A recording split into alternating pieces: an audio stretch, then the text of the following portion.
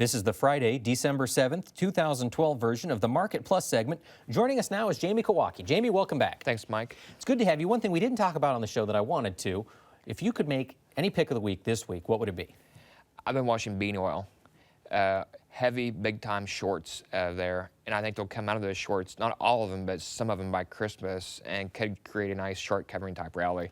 So I've been looking to get long bean oil just based off that they'll want to take profits to funds that are heavy short and could see a big jump there. And you're seeing this through January? No, just next 2 weeks. Next 2 weeks? It's coming to year-end Christmas time period. All right, and what's driving that? I mean, what's causing the shift A lot of there? spreads, long meal, short bean oil. Okay. And the bean oil market has been bearish fundamentally, so everybody's been lit up on the short side. And historically, they'll clear some of that off, take money by Christmas, so I think there could be a quick pop there. All right. Oh, good to know. Another thing we didn't get a chance to talk about on the show, where do you see cotton going? I'm bullish cotton here a little bit, 2 to 3 cent rally. Dryness, weather market, no rain down across the southern cotton belt. And looking to do spreads, bull spreads, buy March, sell the new crop. It just has a short-term hedge, but I think the bull spreads will widen out and just could be a nice, quick trade. Okay. And now as we look to next year, we've had talk about people taking ground out of cotton, planting to beans. What does that make you think as we look through all of 13 for cotton? I think cotton will lose acres, even to some areas with corn.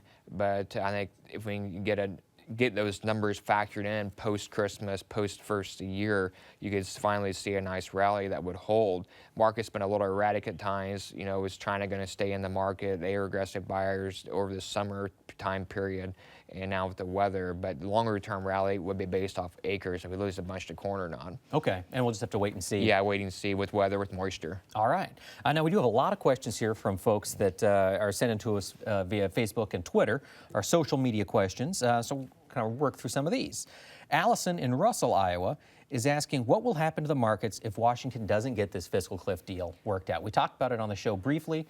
Do you have any additional thoughts? I think it's bearish. Bearish for the stocks, equities. See a lot of fund money pour out there, and I think psychologically that would just pour over into the raw commodities, the ag sector, and just see a couple of days of heavy profit taking, long liquidation. All right. It'd be bearish.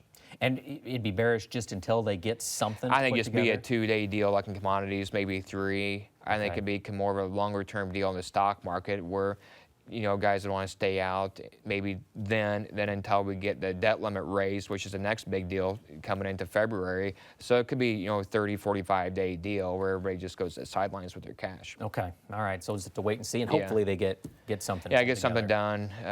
We get resolved here before Christmas, hopefully. Okay. All right.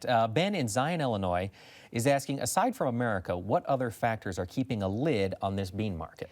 Well, there's a lot of uncertainty. There's time yet to see what happens down in South America. They're getting done planning. We need to wait until Jan, Feb to see pollination, see how that crop comes out. So the fund money's waiting on that.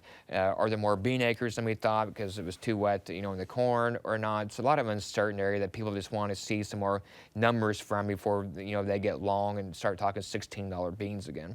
Now, if you look back historically, the reports coming out of South America so far this year, how do they stack up against previous years? Drier. Okay. Southern Brazil, dry, and could be more acres as well. But to let that uncertain area just makes guys, say, hey, I want to know more, especially with the outside markets being uncertain with this debt deal we're talking about. Okay. And we have a question here on livestock. John in Belle Plaine, Minnesota, is asking, even though we have all-time low numbers of cattle around, how can cattle feeders make any money, or will they make any money?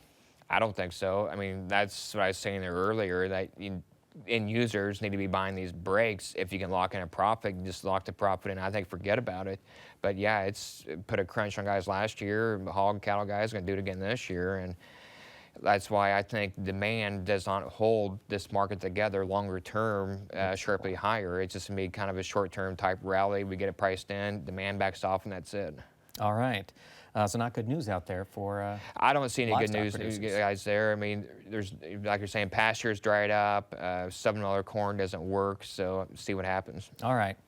Phil in Ontario, Canada, is saying corn demand continues to drop. Feed ethanol, at what lower price will we see demand grow again? I think we need to be, like I said in the show there, about $25 to $30 a ton cheaper than where we are right now. That's why Taiwan went to South America this week. So I think that's the break even roughly. It'd be about $30 a ton cheaper. All right. Do you have anything else you'd like to add before we let you go? I think see what happens with the debt deal. Watch the January crop report. We have a little one next week, but everybody's waiting on the January one, and then start guessing acres. We saw Elwin Taylor come out this week talking 148 trendline yields next year. The ballpark guess on acres is as high as 98, so that probably puts harvested acres maybe down around 91, 92. So those are some numbers to write down and start to focus on for January. All right. Any protective measures producers should take before that January crop report I like comes selling out? the new crop corn at 60 or 660. Some beans up around 1380.